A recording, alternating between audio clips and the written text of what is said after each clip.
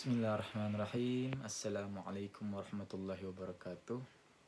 Alhamdulillah wassalatu wassalamu ala Rasulillah Sayyidina Muhammad bin Abdillah wa ala alihi wa sahbihi wa mawala. Amma ba'du. Baiklah, di sini saya akan mempresentasikan tentang materi yang pertama, yaitu materi terakhir tentang menganalisis dan menghitung kasus-kasus waris di Indonesia. Jadi yang pertama di sini saya akan membahas tentang penghitungan. Di sini ada dua. Yang pertama penghitungan waris menurut KUHP Perdata. Dan kemudian yang kedua yaitu tentang bagaimana cara kita menghitung waris sesuai dengan hukum waris Islam.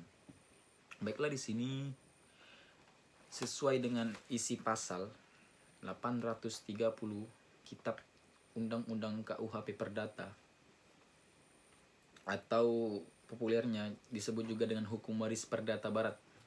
Karena bahwa pembagian harta warisan di sini baru bisa dilakukan kalau terjadi sebuah kematian. Jadi kalau pemilik harta masih hidup, harta yang dimilikinya tidak dapat dialihkan melalui pengesahan prosedur atau ketentuan waris. Kemudian siapa saja sih yang berhak menjadi ahli waris menurut KUHP Perdata? Pasal 832 menyebutkan orang-orang yang berhak menjadi ahli waris di sini, yaitu yang golongan pertama, keluarga yang berada pada garis lurus ke bawah, yaitu suami atau istri yang ditinggalkan, kemudian anak-anak dan keturunan beserta suami atau istri yang hidup lebih lama. Dan kemudian golongan yang kedua yaitu keluarga yang berada pada garis lurus ke atas seperti orang tua, yaitu jad atau jiddah, dan saudara atau akhun koh atau ukhtun koh, ukhtun syakik beserta keturunannya. Kemudian golongan ketiga yaitu terdiri dari kakek, nenek, dan leluhur, yaitu abun abin, ummu umin. Seperti itu golongan ketiga. Kemudian ada golongan yang keempat, anggota keluarga yang berada pada garis ke samping dan keluarga lainnya hingga derajat ke-6, hingga keturunan ke-6.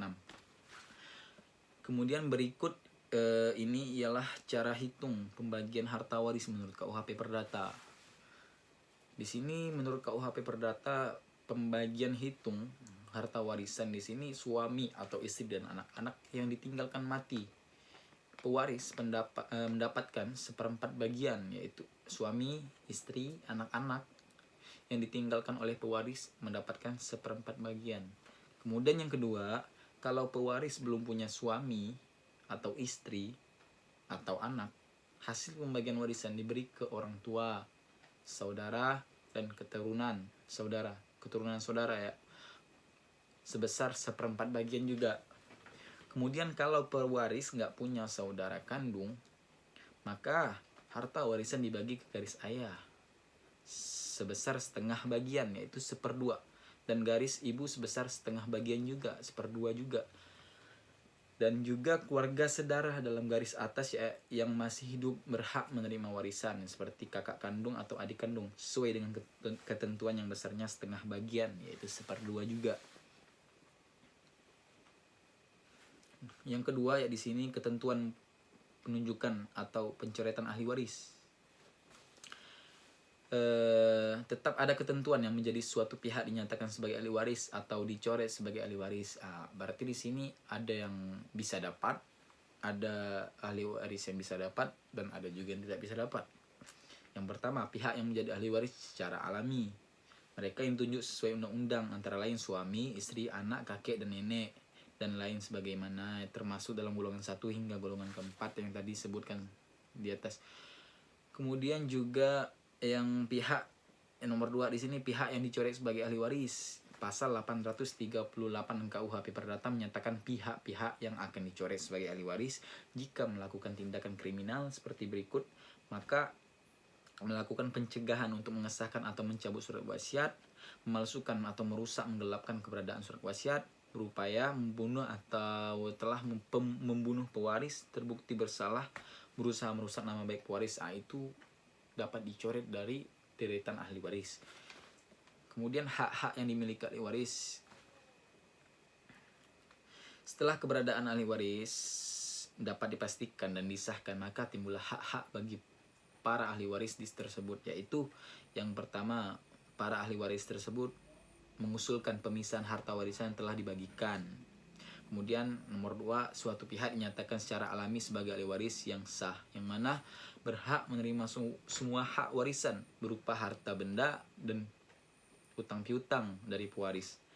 Kemudian yang nomor 3, ahli waris berhak meminta penjelasan atau rincian terkait warisan yang terimanya.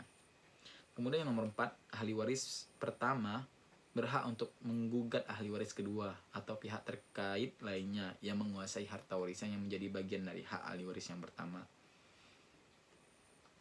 Kemudian di sini saya akan menjelaskan tentang penghitungan warisan dalam hukum Islam. Jadi ada sebuah keluarga terdiri dari ayah, ibu, nenek, dan seorang anak laki-laki. Ketika sang ayah meninggal dunia, bagaimana cara kita menghitung pembagian harta warisannya? Nah, yang pertama di sini kita tentukan dulu siapa saja siapa saja ahli warisnya. Kemudian lalu kita hitung bagian berdasarkan hukum waris Islam.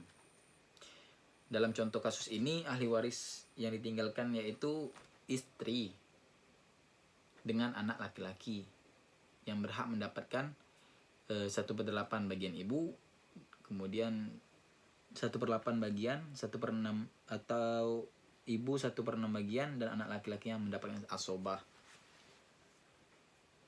Jadi di sini ada umun ya, berarti zauj atau istri mendapatkan 1/8, ibu mendapatkan 1/6, yaitu ibu dari suami mendapatkan 1/6. Jadi penghitungannya di sini sudah dapat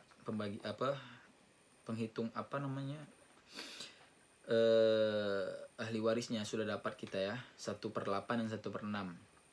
Maka di sini menjadi tawafuk.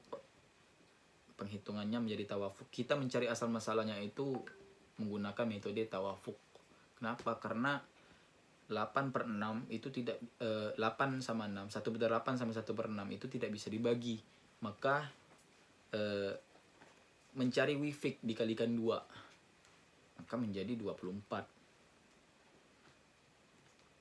Dan asal masalahnya menjadi 24. Kemudian 24 dibagi 8 itu 3. Maka istri mendapatkan 3. Kemudian 24 dibagi 6, yaitu kita bagi bagian dari ibu. 24 bagi 6 menjadi 4. Maka hasilnya 4, sihamnya 4.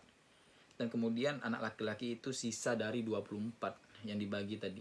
Maka si istri mendapatkan 3, si ibu mendapatkan 4, maka hasilnya sisa dari anak laki-laki itu 17. Jadi misalnya total harta bersih yang ditinggalkan ayah tersebut berupa uang senilai 120. Kemudian dibagi 24 sehingga masing-masing bagian bernilai 5 juta ya. Jadi itu 120 juta dibagi dengan asal masalah 24. Maka dibagi 5 juta 5 juta. Jadi satu orang 5 juta. Kemudian dikalikan sihamnya tadi, yaitu kita kalikan istri kan tadi kan mendapatkan 3 bagian. Maka di sini 5 juta dikali 3 mendapatkan 15 juta. Dan kemudian juga ibu itu mendapatkan 4, sihamnya itu 4. Maka kita kalikan di sini 5 dikali 4 menjadi 20 juta. Dan sisanya itu sisa dari 120 juta udah dibagikan sama ibu sama sama istri. Jadi kan tadi mendapat 15 juta sama 20 juta. 20 juta tambah 15 juta menjadi 35 juta. Sisanya itu sisa dari 120 juta dikurang 35 juta. Berarti tersisa 85 juta. Maka sisa untuk anak itu mendapatkan 85 juta rupiah. Mungkin sekian dari saya tentang penjelasan yang sangat lumayan panjang ya. Cuman itulah yang dapat saya pahami, semoga bisa dipahami. Kemudian untuk materi selanjutnya, yaitu pendapat para ulama tentang hukum waris klasik dan kontemporer, akan dijelaskan saudara saya, yaitu Hira Kusuma Wardani. Terima kasih. Wassalamualaikum warahmatullahi wabarakatuh.